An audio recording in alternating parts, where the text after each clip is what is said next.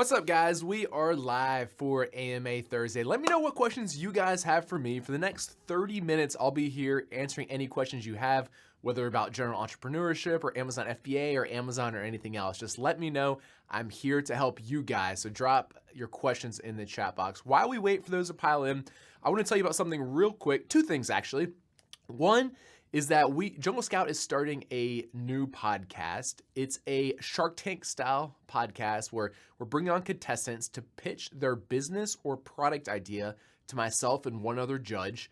And at the end of each season, after 10 contestants have come on, we're going to pick one winner. So if you're interested in entering Go Pitch Win for a chance to win the $10,000, you can find more out about it at junglescout.com/podcast. So check it out, junglescout.com/podcast. Enter so you can win a chance for the $10,000. The second thing I want to tell you guys about is we do have about 10 open positions right now at Jungle Scout. If you're interested in working for Jungle Scout, either here in Austin, in Vancouver, or remotely, check out our jobs page at junglescout.com/jobs. We are interviewing and hiring people as we speak, so don't wait if you're interested in working for us. All right, a few questions from Victor. Hey, Greg, my Jump Send promotion is having some trouble. Reviews cannot be left on Amazon because of the deep discount. It says that unverified purchases cannot be left on my product. Recently, we've noticed that Amazon has gotten a little bit stricter about the number of unverified reviews that can be left in like a certain time period, okay? So I think what's happened here, Victor, is that you've had too many unverified reviews in too short amount of a time. So they're just not gonna allow any more unverified reviews for, it's hard to say for sure, no one knows the algorithm for sure, but we're probably talking about like a few weeks or something. So at this point, you just need more sales, to get more verified reviews, and then down the road, Amazon will allow more unverified reviews on your particular product. All right. On Facebook, Lester said, do you recommend a specific wholesaler to drop ship to Canada? I don't have any specific wholesalers to recommend to you. I think where you need to begin here is to be thinking about what products you want to sell. That would be like step one, and then finding the wholesaler or the factory to supply those products is step number two. So start by narrowing down your search on what products you want to sell and then go from there. Michael on Facebook said, what's the best way I can take care of negative reviews? Good question. Unfortunately, there's not much you can do to get Amazon to remove negative reviews. They try very hard to kind of like protect the integrity of their review system. So they rarely they'll very, very rarely remove reviews. It's almost like a waste of your time. What you can do is you can try to figure out who the customer was that left the negative review. However, that in itself is difficult to do. But if you do that, you could try to contact them through the Amazon messaging system, see if they'd be willing or what the problem was, see if you could somehow fix it, and go from there. But that's about all you can do, unfortunately. A long one from Chris on Facebook. Hey, Greg, I learned a lot from your YouTube videos. I'm about to order my first product. I Google search it and it says I need a CPC certificate, which is a children's product certificate. I contacted Agent Inspection to acquire, and they sent me a long list of tests that are required. So just keep in mind that Agent Inspection, V-Trust, and these other companies that do inspections, they're in the business of doing inspections. That's how they make money and that's how they get paid. So typically when you ask them like, hey, I'm selling this glass, what inspection should I get done? They're going to give you a long list of like 100 tests that they recommend that you run, okay? So then normally what I do is I go back to them and say, hey, which of these are required by the CPC, which is like the US organization to regulate these children's products? And then they'll say, okay, well, only like these 4 are required from the CPC. And then I typically just do those, the ones that are required. So keep that in mind, okay? Some of them are required for that, and other ones they're just going to kind of like recommend. But most of those you don't really need unless you're trying to be really strict about your quality control. All right, Nana on YouTube says, hey team, how do we find a good supplier during Chinese New Year for a seller that I'm assuming Chinese suppliers will be back to trading at March or later? This is a great question.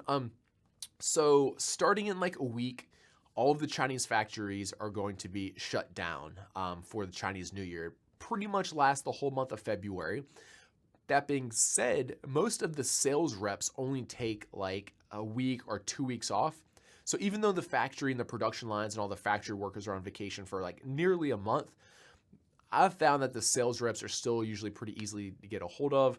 I think most of them have Skype or WeChat or WhatsApp or however you're communicating with them like installed on their phone. So they're typically like will respond right away. And a lot of them will still respond during Chinese New Year. So I'd say you don't have to feel like you have to wait until March to start contacting it. I'd say go ahead and like start contacting these factories now.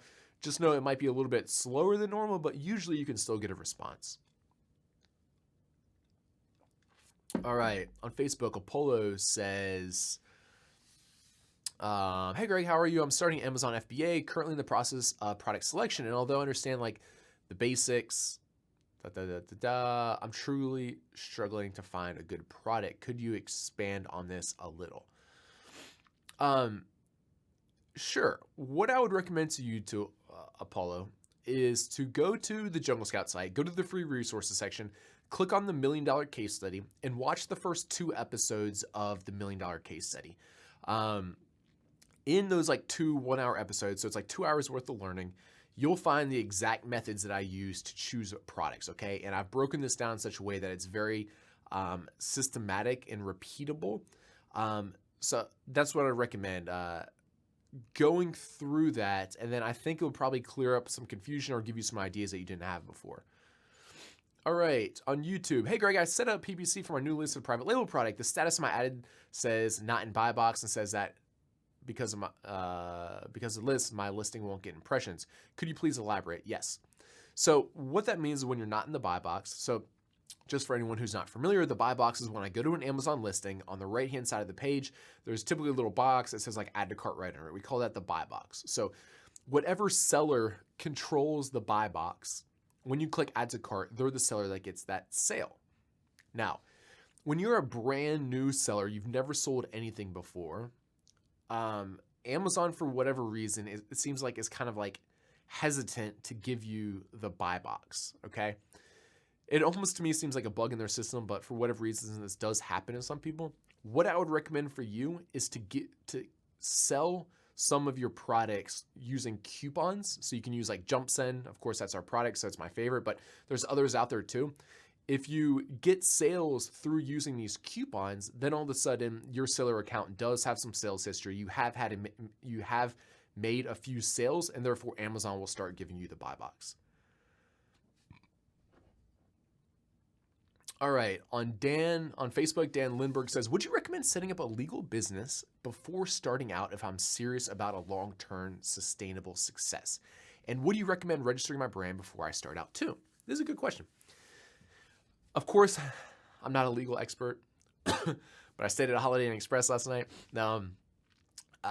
This is what I would do, okay? And of course, like I'm not a lawyer, so if this is really important to you, like the disclaimer is to talk to a lawyer, but this is what most people do. Most people, if they're just like trying to dip their toes in FBA, they're trying to get it started as fast as possible. They just want to make sure this will work in the next few months. Most of them don't form a legal entity, but instead just sell on Amazon through their personal name, and they use their social security number for their personal identifier. But you put in your question, if I'm serious about long-term sustainable success, it sounds like that you believe in this, you're in it for the long haul, and you want to create like a legitimate long-term sustainable business. If you're doing that, at some point you're going to have to set up that legal entity anyway, and it's not that expensive. I think you can set one up for like $100, maybe $200. So to answer your specific question, yes, I would just set one up right now because, if you're going to get serious about this, you're going to have to do it anyway. Hey, Greg, please help. This is from Dima on Facebook. We've been following your advice when doing product research. Every time we find a good product and start asking for quotes, a lot of the manufacturers give us sky-high prices that won't make us any profit. Why is this happening? Please help because we're losing hope. All right.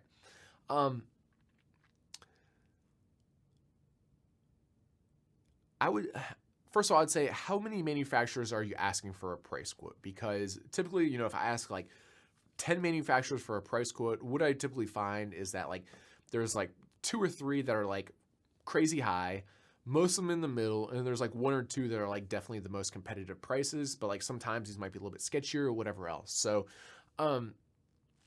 I'd say make sure you're asking for a price quote from a big enough sample pool. That's one thing that's important. Maybe another tip I would have for you is potentially to sell higher priced products. Higher priced products typically have a higher barrier of entry and therefore have a larger profit margin. So that's something else you could try too. Those are kind of the two recommendations I'd have for you. Tina says, hey, if I live in Europe, is it better to sell on the USA platform or the UK one? I think it's best for you, Tina, to sell on whatever platform is the lowest barrier of entry for you to get into, okay? So the US store does have the most demand, but that being said, there's tons and tons of good opportunities on the UK platform as well. So if that seems easier for you to sell on, like it's a lower barrier of entry and easier for you to get into it, that's what I'd recommend that you do. On YouTube, Mohammed said, my product went live today. Congratulations, Mohammed. That's awesome. Something to celebrate. What's your best tip for a product launch? Thank you. For a product launch, we need two things, okay? So like when you launch a brand new product on Amazon, a lot of people are like, what happened? This is my first day. I haven't made any sales. Well, it's because your product is on like page 1000, okay? If you search for your product, you're not going to be able to find it. It's like buried in the depths of Amazon. In order to get it ranking well on Amazon for your relevant keywords, you need sales, okay? Of course, this is like the chicken and the egg problem because how are you going to get sales if you're not ranked well? How are you going to rank well if you don't have sales? The answer to that is by getting sales through coupons or through aggressive PPC spend. And I like to do both of them. So of course I use JumpSend for the coupon platform. So JumpSend's a marketplace. It works for the US and the UK. That you can put your product up on JumpSend. You can offer it at a discount. People request for a coupon. You give them a coupon, then they purchase your product on Amazon. Okay, so that's step one. Step two is through PPC. Just know when you're first starting PPC that, especially because you don't have any reviews, therefore you don't have any social proof, and that it's not going to convert really well, and you will spend a lot of money on it. A lot of people would say waste. I don't think it's a waste because it's like an investment to get your listing started, but you will spend a lot of money. They're not going to be profitable PPC spend. That's a mouthful. They're not going to be profitable PPC sales to start, okay? But over time, you can optimize it. You get more keywords, and you start to get sales. Then you start organically ranking better. You get more reviews, and it's just this whole cycle that over time will improve. So coupons, of course, I'd recommend JumpSend and PPC. And I guess you asked, what's your product launch? So I would typically do like 10, I would give away like 10 coupons a day until my product starts organically selling well. If it's very competitive, that might be a few weeks. If it's not that competitive, that might only be 2, 3, 4, or 5 days.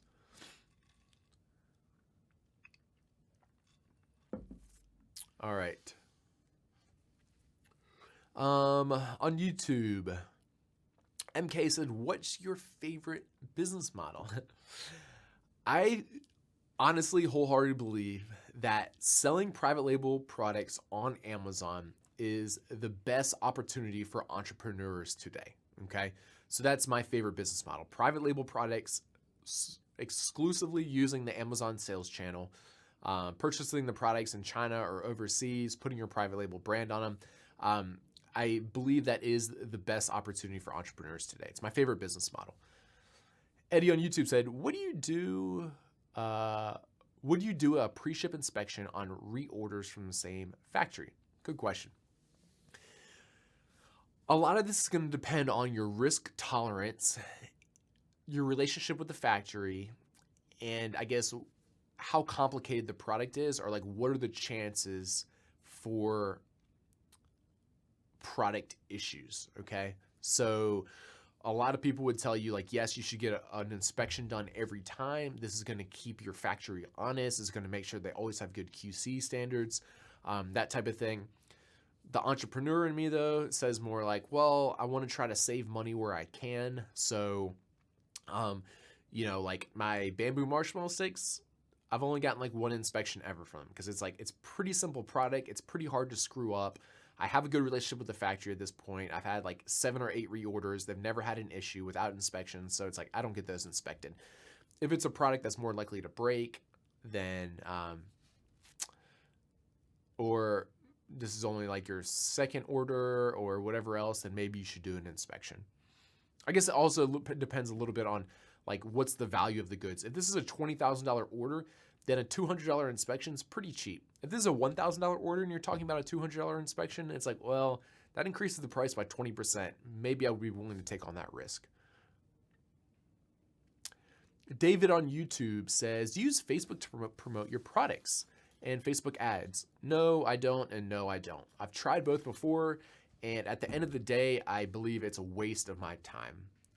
If I use that same amount of time and brain power just finding new products and launching new products on Amazon, I know from my experience that I'd be better off. So can you get it to work?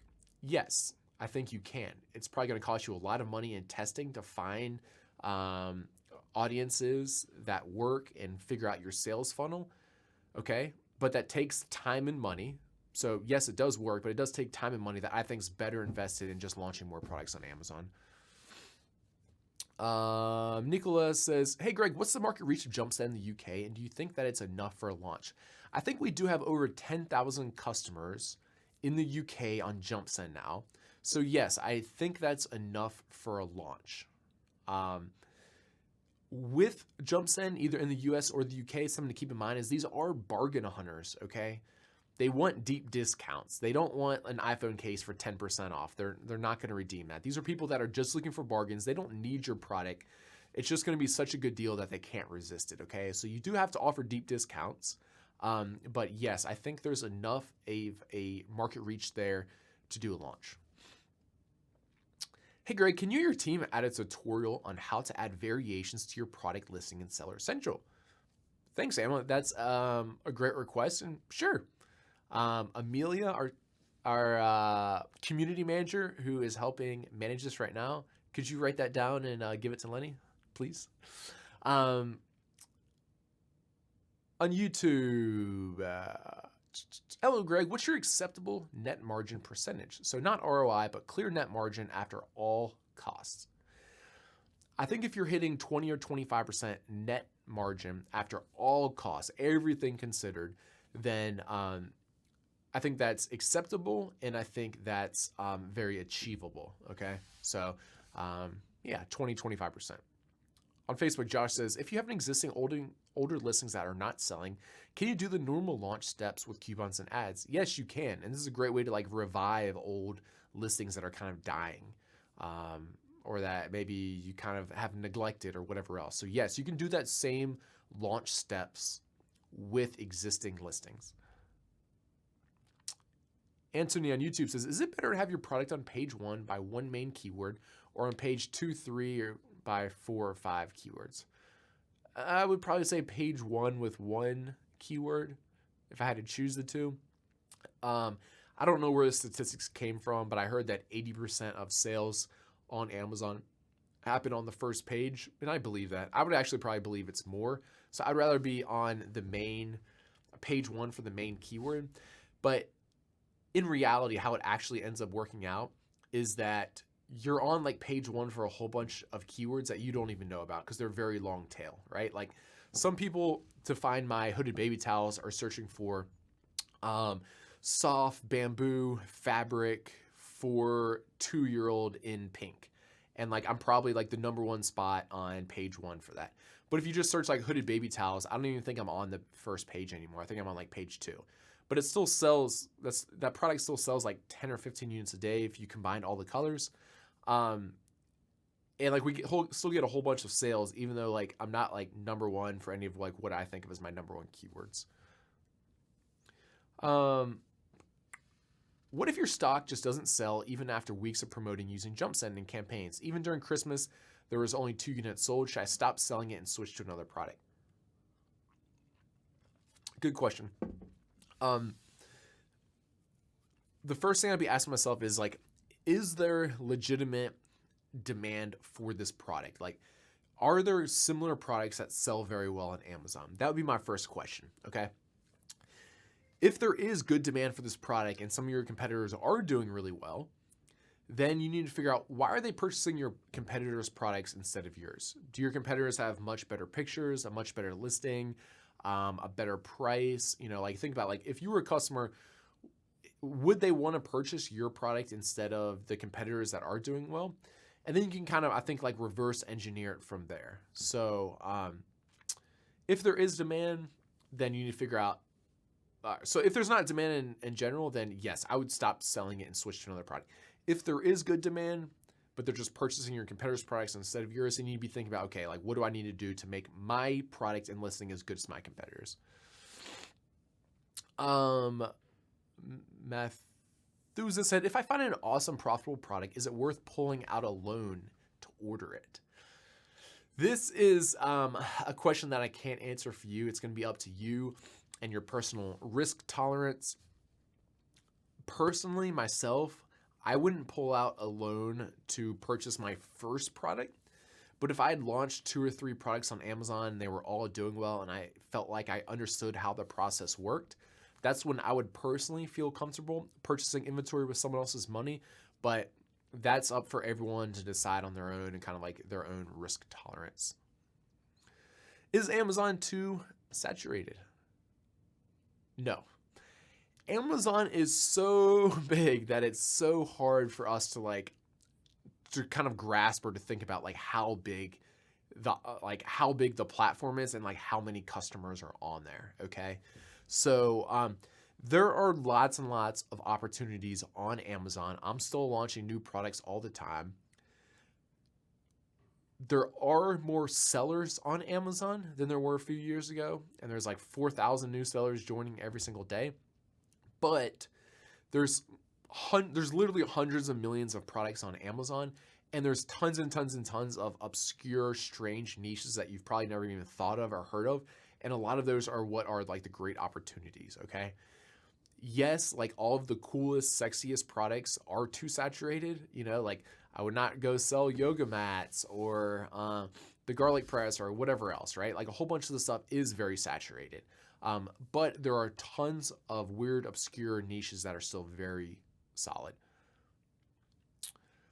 How do I know which words to put in the title, bullets, backend, and description? Do you place them based upon volume? Yes, I do. So I put the highest volume keywords into the title, and then after that, I don't think it makes that much difference whether you put the rest in the back end, the bullets, or the description.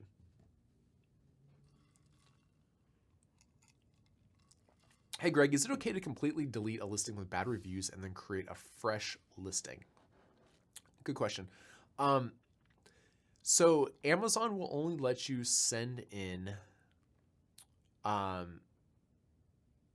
let's think about this. Okay, so like you will need to create a new UPC and therefore get a new FNSKU for a new product. If you don't do that, I think it would land on the same listing. I'm trying to think. I don't even think it's possible to delete a listing. Like I don't think I've ever seen that option on Amazon, but I could be wrong there. But what you could do is you could, put a new UPC and a new FNSKU on that product. And then create a fresh listing. And I would recommend for you, when you do that, to also improve on the product. So at that point, it really is like a new product, because if it has a whole bunch of bad reviews now, it's probably going to get a bunch of bad reviews on the new listing unless you fix whatever was wrong with that product. So that's what I recommend. On YouTube, D. Dudzinski said, hey Greg, if I have 3 variations, should I use different keywords on each listing? What I would do is I would use some different keywords, okay? So like if you have 3 variations, they're probably either 3 sizes or 3 different colors or whatever else. I would make sure to include those sizes or colors or whatever the differentiating factors and the variations on the different listings. Because some people, like my baby towels, for example, some people do